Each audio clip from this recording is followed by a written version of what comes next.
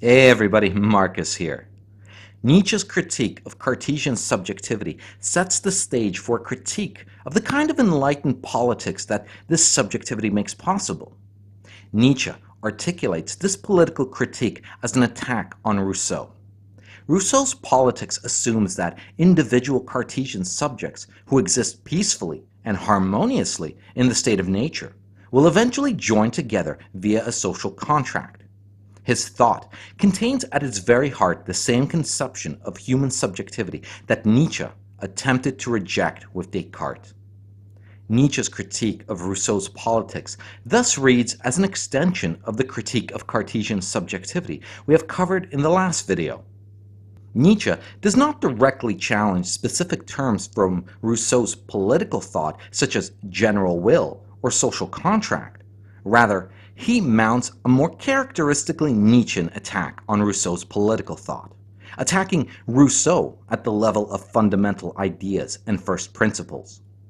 Nietzsche is interested not so much in what Rousseau believes, but in what Rousseau represents. And Nietzsche sees Rousseau as a symbol of the kind of politics that he most reviles: liberal, parliamentarian, democratic politics. Nietzsche writes in The Gay Science, "We are not by any means liberal. We do not work for progress. We do not need to plug up our ears against the sirens who in the marketplace sing of the future, their song about equal rights, a free society, no more masters and no servants. It has no allure for us. We simply do not consider it desirable that a realm of justice and concord should be established on earth, because it would certainly be the realm of the deepest leveling and chinoiserie. We are delighted with all who love, as we do, danger, war, and adventures, who refuse to compromise, to be captured, reconciled, and castrated. We count ourselves among conquerors. We think about the necessity for new orders, also for a new slavery. For every strengthening and enhancement of the human type also involves a new kind of enslavement." Now, Nietzsche does not explicitly mention Rousseau here, but in this passage he outlines and rejects every component of the enlightened politics for which Rousseau symbolically stands in Nietzsche's writing: liberalism, progress, equal rights, and freedom. Some of these, notably the concepts of equal rights and freedom, are indeed important components of Rousseau's political thought and derive from his idea of the social contract. Others, such as liberalism, are extrapolations which Nietzsche makes when he establishes Rousseau as the grounding point of modern politics. In any case, it is clear that Nietzsche is offering a concept of politics which is dramatically at odds with Rousseau's egalitarian political scheme. Danger, war, and conquering certainly have no place in a Rousseaunian political system, except perhaps as symbols of the unjust political structure which will be overcome when man is finally removed from his chains and permitted to enter into just political arrangements. And slavery, which Nietzsche extols as an institution that can strengthen and enhance humanity, is the perfect antithesis of Rousseau's political project, which seeks to render individuals free in a profound new sense through the establishment of a just political order. It would seem, then, that in place of Rousseau's egalitarian politics, with its goal of freedom for all individuals, Nietzsche favors an agonistic or conflict-based model of human political behavior. Now, this is hardly surprising when we recall that the political system which Nietzsche most respected was that of the ancient Greeks. As one commentator puts it, the theory of conquest presupposes neither the gradual evolution of pre-political institutions nor a fundamental agreement in the visions of men. Perhaps one exemplar in popular culture of the struggle between Nietzsche's political view and that of Rousseau can be seen in the sci-fi show Babylon 5. In Babylon 5, humanity, now a spacefaring species, finds itself, stuck between the politics of two much stronger and more powerful species. The Vorlons wish for there to be perfect order, and in many ways represent the Rousseaunian model. The shadows, on the other hand, represent the Nietzschean view that wishes to create strength among the younger spacefaring races through conflict between them, where only the best survive. The Nietzschean view is very much a confirmation of survival of the fittest, but in a prescriptive sense and not just a descriptive sense. Clearly, we can see that these two views of what is best for man cannot coexist. Nietzsche, then, is not only critical of Rousseau's account of the evolutionary process by which the social contract developed, he also attacks the very concept of human nature which would make such an evolutionary development possible. The gradual evolution model favored by Rousseau presupposes a fundamental agreement, the social contract, between independent, autonomous subjects, and as we have seen, Nietzsche rejects this Cartesian notion of subjectivity. In places, however, Nietzsche is not above using this concept of subjectivity against Rousseaunian political thought. One tries to condition an individual by various attractions and advantages to adopt a way of thinking and behaving that, once it has become a habit, instinct, and passion, will dominate him to his own ultimate disadvantage, but for the general good. The phrase, for the general good, here echoes, for the general will. And we may suppose this is no accident. Nietzsche is formulating here a critique of Rousseau's politics that ironically seems to be based on the very kind of individual subjectivity that Nietzsche wants to reject. There are two ways we might interpret this move. It might simply be an attempt to use Rousseau's own categories against him, even though Nietzsche explicitly rejects those very categories elsewhere. Or more plausibly, it might be one of the ways in which Nietzsche selectively challenges aspects of enlightened thought while retaining ideas that are in fact quite enlightened. In any case, it seems clear that Nietzsche is adamant in rejecting ideas of the general good and general will. Indeed, Nietzsche rejects the very theory of nature on which Rousseau's ideas of the social contract and the general good are based, and it is here that he begins to refer explicitly to Rousseau. For Rousseau, nature represents a kind of utopian ideal condition. It is the departure from this condition as humans begin to congregate together in social groups and thus lose their independence that is responsible for mankind's moral failure there. This fall necessitates the development of political institutions which will help us to regain some of what we have lost. Nietzsche, however, advocates a theory of nature that is quite opposed to this. He writes, against Rousseau, the state of nature is terrible. Man is a beast of prey. Our civilization represents a tremendous triumph over this beast of prey nature, thus argued Voltaire. Though we may suppose that Nietzsche hardly agrees with the interpretation of civilization as a triumph over anything, it is clear that he employs Voltaire against Rousseau in this way. Nietzsche means to begin a critique of Rousseau's concept of nature.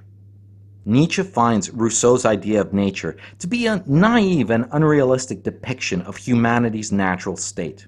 Indeed, Nietzsche goes so far as to associate Rousseau's understanding of nature with the kind of Christian ethics he despises.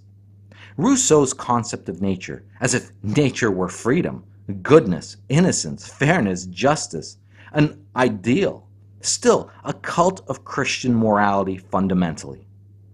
Rousseau's state of nature smacks too much of the Garden of Eden for Nietzsche. And by attacking this idea of nature, Nietzsche implicitly attacks the idea of political society which grows out of that idea. Rousseau's entire political philosophy assumes that individual humans in the state of nature are free and innocent, that moving into society corrupts them, and that political institutions should attempt to correct this. Nietzsche's position is quite the opposite. For Nietzsche, the natural state of humanity is brutal and savage. The best societies, such as the Greeks, with their agonistic politics, reflect this. And Rousseau's question concerning civilization, meaning does man become better through it, is an amusing question. since the reverse is obvious and is precisely that which speaks in favor of civilization. The one point on which Nietzsche and Rousseau agree, then, is that civilization has a corrupting effect on mankind, but they disagree profoundly as to the value of that effect. For Rousseau, corruption requires the creation of institutions to set society straight. For Nietzsche, however, corruption must be allowed to run its course, for it represents the necessary precursor to any real improvement of the human condition.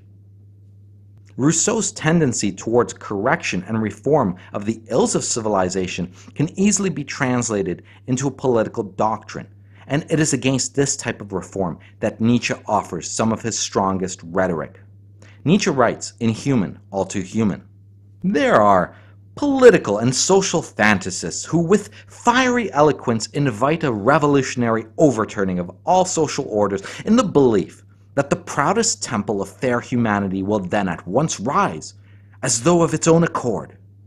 In these perilous dreams, there's still an echo of Rousseau's superstition, which believes in a miraculous prime evil, but as it were buried goodness of human nature, and ascribes all the blame for this burying of the institutions of culture in the form of society, state, and education."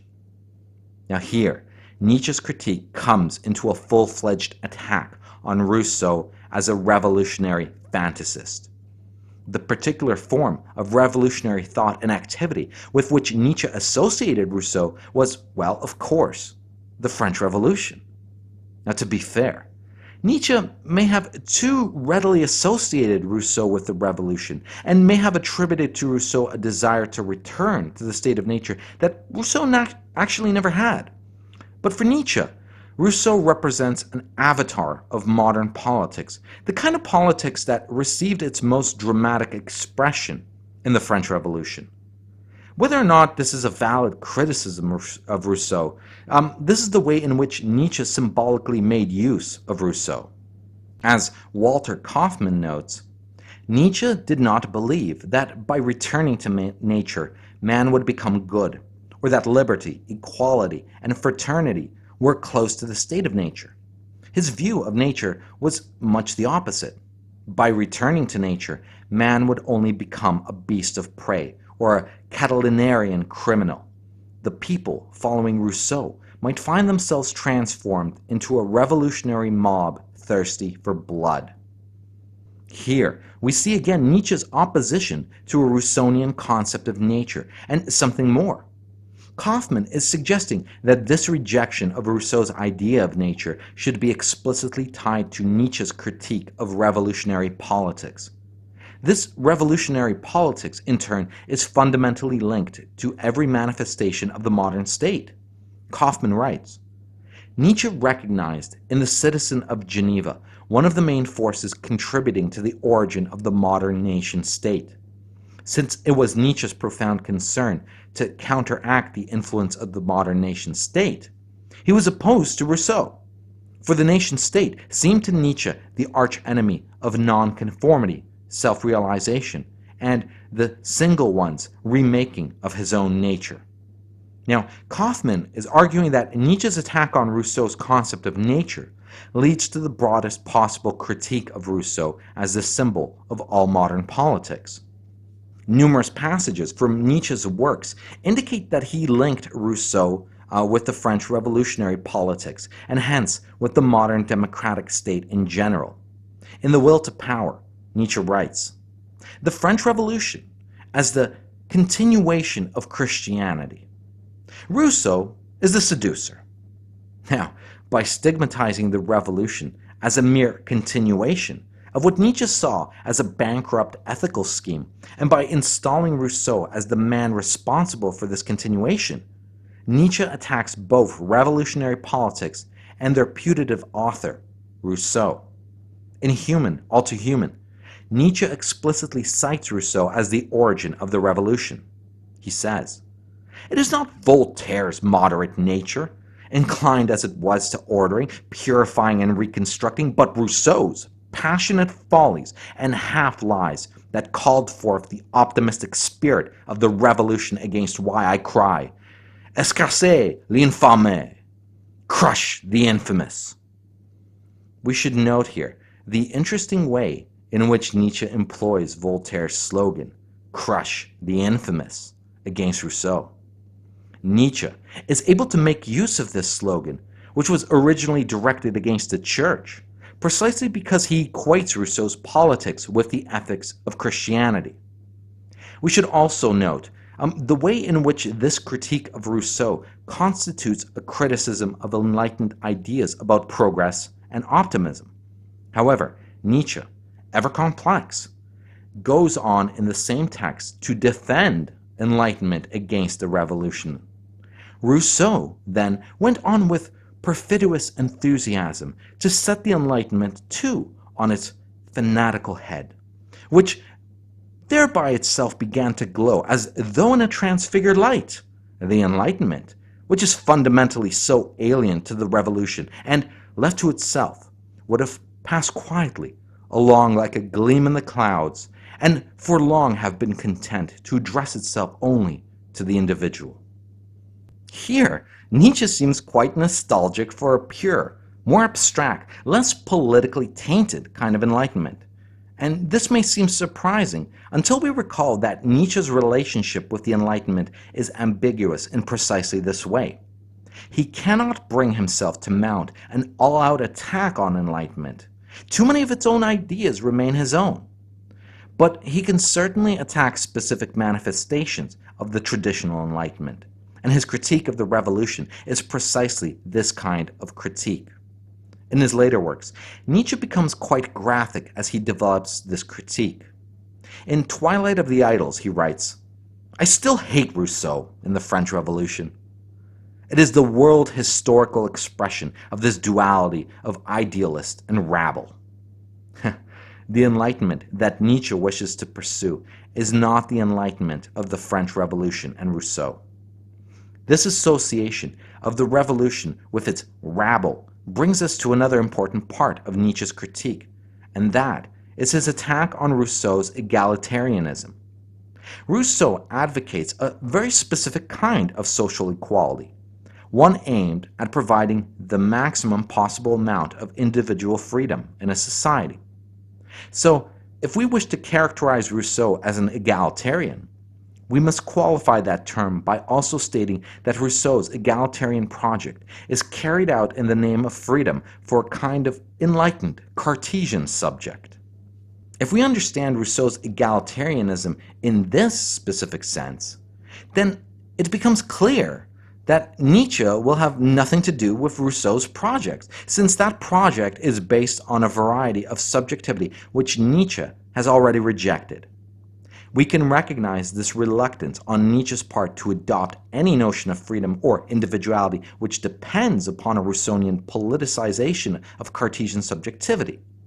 One could, well, of course, read Nietzsche as mounting an elitist critique of Rousseau's egalitarianism. Now, we should be careful to remember, however, that two important considerations prevent us from viewing Nietzsche as an individualist in any conventional way. First, by rejecting Rousseau's egalitarianism, Nietzsche is also implicitly rejecting the individualistic motivation behind that egalitarian project. And second, as we have already seen, Nietzsche rejects the Cartesian subjectivity that is the basis for all modern understanding of the individual.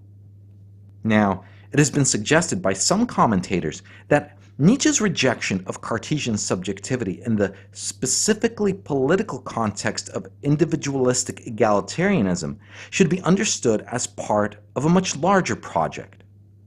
One such strand of interpretation has been to view Nietzsche's critique of Rousseau's politics in the context of a much larger cultural critique of Rousseau.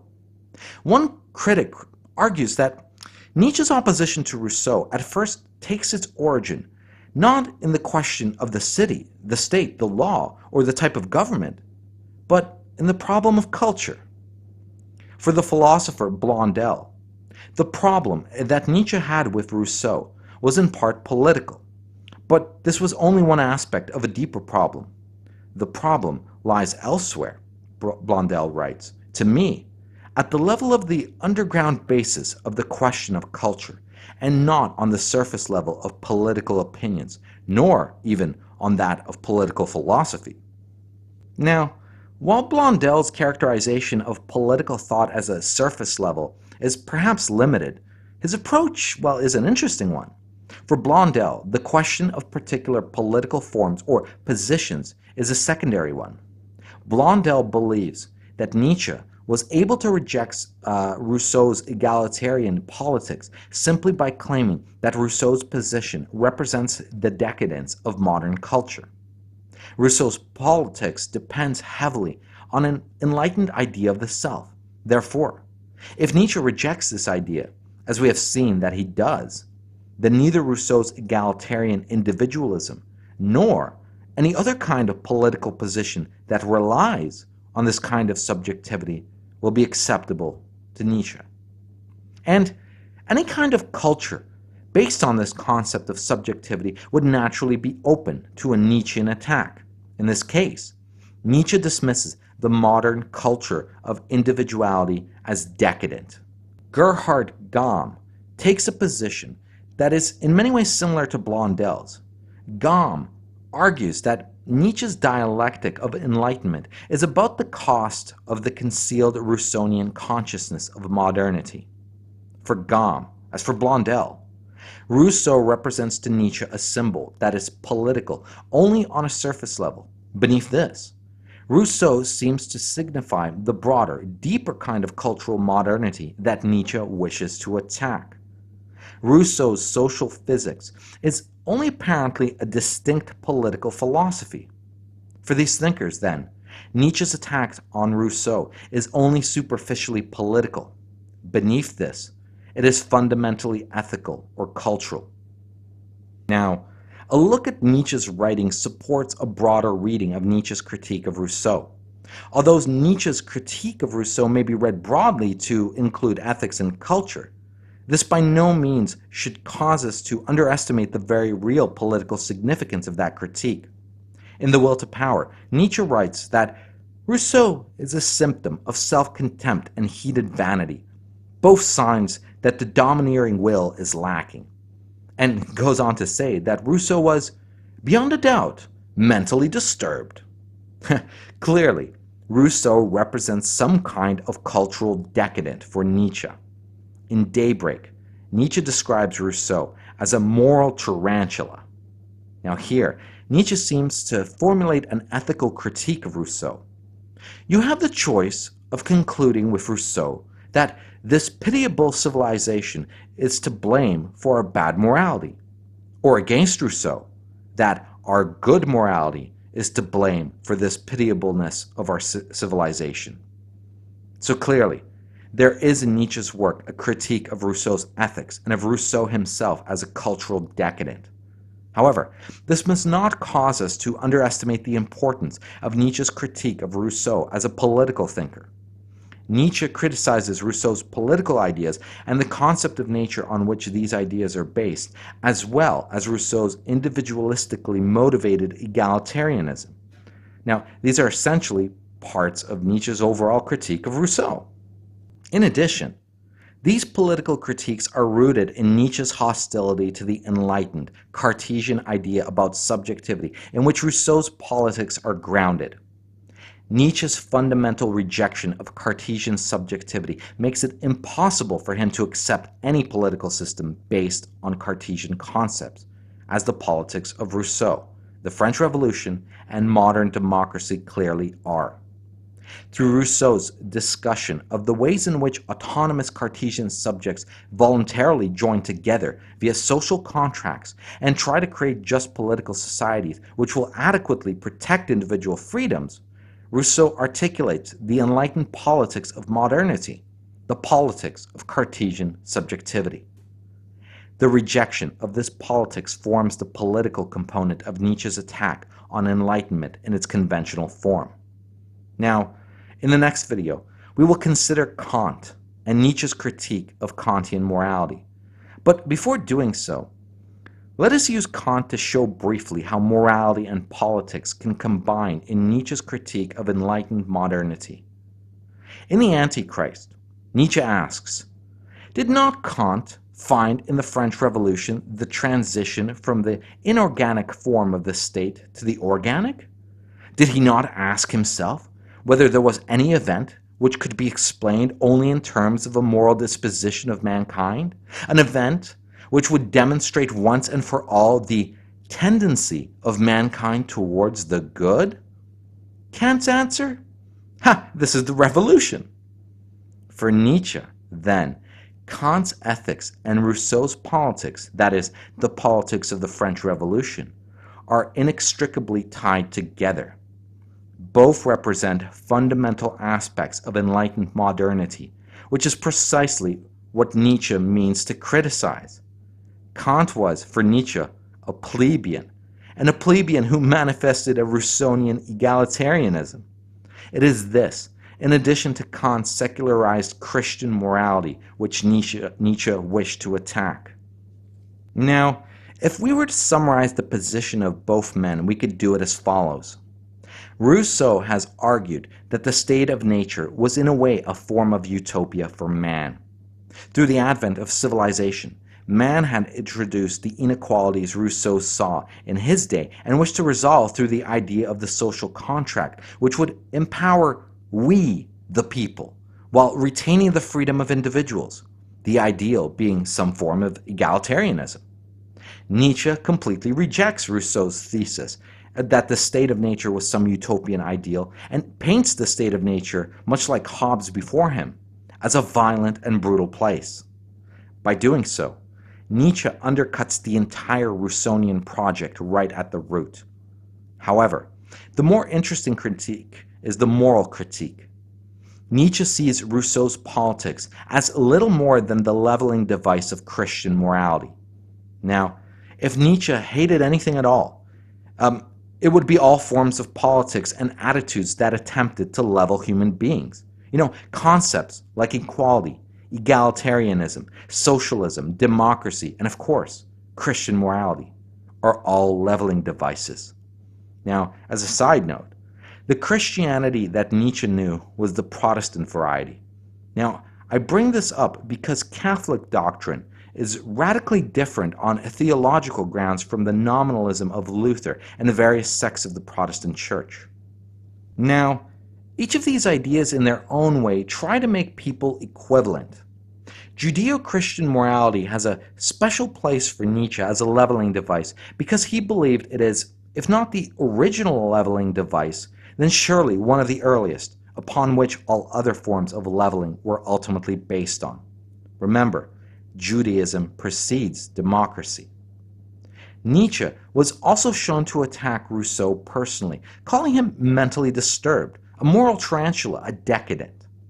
This characterization could be expanded to Nietzsche's opinion about everyone who ultimately subscribes to a leveling attitude. The reason for this is that, as Nietzsche describes in his work on the genealogy of morals, it is the sickly mind that needs to level humanity. The healthy mind sees that there is an order of rank to people. Philosophers like Rousseau and Kant were the social justice warriors of the 18th century. The disgust we have towards social justice warriors today is the disgust Nietzsche had for philosophers like Rousseau and Kant. But for now, thanks for listening. Go team.